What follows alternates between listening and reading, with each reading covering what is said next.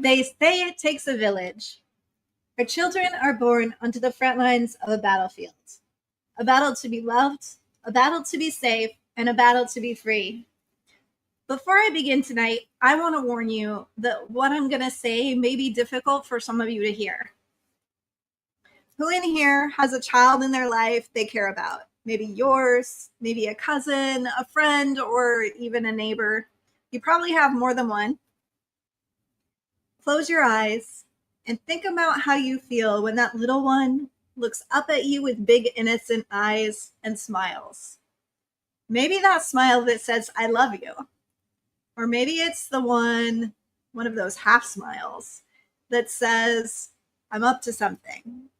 But I know I'm going to get away with it because I have you wrapped around my little finger. Now hold on to that image and open your eyes. I mean, really open your eyes.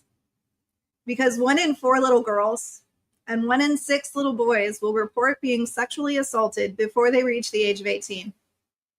This number represents only those who report and is thought to be much higher, with some sources claiming that it may be as high as 70 to 80%. Now I'm going to tell you a story someone told me when I was little that got lodged deeply in my heart and would become the catalyst for so much of what I've become. This story is about a little girl dancing along a vast, white, sandy expanse of beach with beautiful ringlet curls and ruffled petticoats. She can't be more than 5 or 6 years old. She stops at regular intervals, picking up something and tossing it gently into the sea. And you watch from a distance, intrigued. Curiosity finally getting the better of you, you move closer. As you approach, you notice there are thousands of starfish on the shoreline that have been abandoned by the shifting tides. You realize there are so many. There's no way this one little girl can make a difference. Her efforts are barely even noticeable. You can't help but break the silence and ask her why she persists on such a meaningless task when all that effort doesn't even make a difference. And she smiles up at you and says with the pure innocence of a child, it made a difference for that one.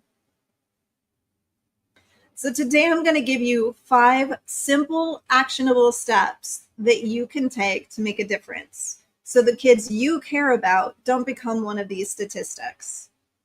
Because there's a lot of people out there talking about the problems of human trafficking, childhood sexual assault, and abduction.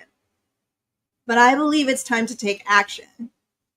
You see, I'm not just an advocate for this battle. I'm also one of those statistics. I fought alone, the throwaway daughter of a victim of human trafficking, a young woman who was more concerned with where her next fix was going to come from than what her captor and pimp was doing with her newborn daughter.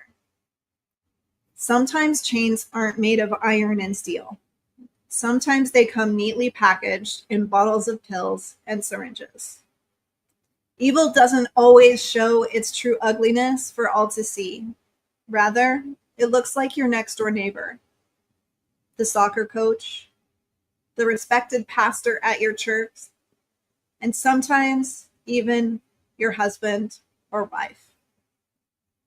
No community is safe from the reality that 60% of abusers are close family, friends, or acquaintances, and another 30% are family members. Only 10% come from the famed stranger danger zone. I would be a victim of childhood sexual abuse, not only from a trusted family member, but also a first responder and pillar of the community. Today we're limited to a brief exchange, so I'm not going to go deep into statistics and resources. But if you want to talk further or go deeper, please feel free to connect with me. I will put my Calendly link down below, and I always offer a free consultation. The impact of these crimes against children have significant lifetime impacts. I would spend the rest of my life fighting to recover from the traumas I experienced. A diagnosis of attachment disorder, anxiety, and depression. Years of self-destruction, self-harm, and promiscuity. Looking for someone who would love and accept me, even though I never felt deserving of being loved.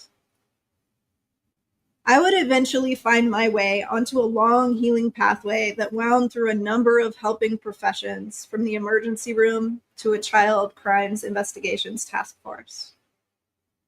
To heal from my pain and protect my own children, I doused my pain, self-hatred, and rage into learning everything I could about trauma, healing, and how human beings work. I dedicated my life to learning the skills it takes to become a hunter of predators and a voice for those who cannot speak. I faced the darkness head on because I've seen it up close and personal time and time again, and in my way, I've seen it defeat it. Your fight against this international crisis might not look like mine, but there are some simple, actionable things you can do at home to make a difference, even if you don't have kids of your own. You may want to write this down. I'm going to give you a brief overview of our Rise Up Signature Kid Safe program. We're going to use the acronym SAFE, so it will be easy to remember. S, surveillance and security. Incorporate cameras and alarm system and monitoring software on all devices your kids have access to.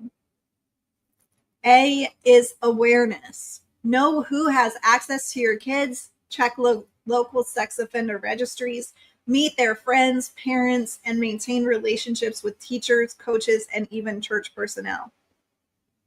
F is feelings. Follow your instincts. You wouldn't believe how often a parent reports having a feeling something was off after tragedy happens. E, educate yourself and your child about human trafficking, assault, and abduction risks and prevention. Engage in open conversation and participate in situational awareness, safety, and self-defense trainings. And the last thing that I'll leave you with today is how important it is to support those out there with boots on the ground doing the work to keep our kids safe, whether by donating your time, financial gifts, or by sharing their information to others who need to hear it.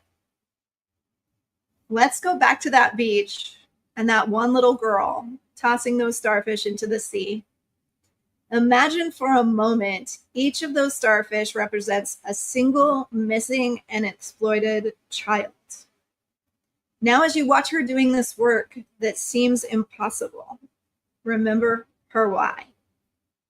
It made a difference to that one. She turns to you imploringly with a hand outstretched and says, if you would only join me and take action, we could save so many more. I may be just a drop in an ocean, but together we create a tidal wave of change. If you would like to become a part of the Rise Up Trauma and Crisis Institute and Battle to Be Tidal Wave, you can schedule a coffee chat with me. My name is Krista Fee, and I'm the Executive Director of Battle to Be, a 501c3 nonprofit, making a difference for that one each and every day. To find out more, register to take part in our next complimentary donation-based masterclass, or go now to make a tax-deductible gift at battle2be.org, BATTLE2BE.org. The donate button is right at the top of the homepage. Nothing is impossible when we all fight together. Our children are born onto the front lines of a battlefield, a battle to be loved, a battle to be safe, and a battle to be free. They should never have to fight alone. They say it takes a village. Thank you.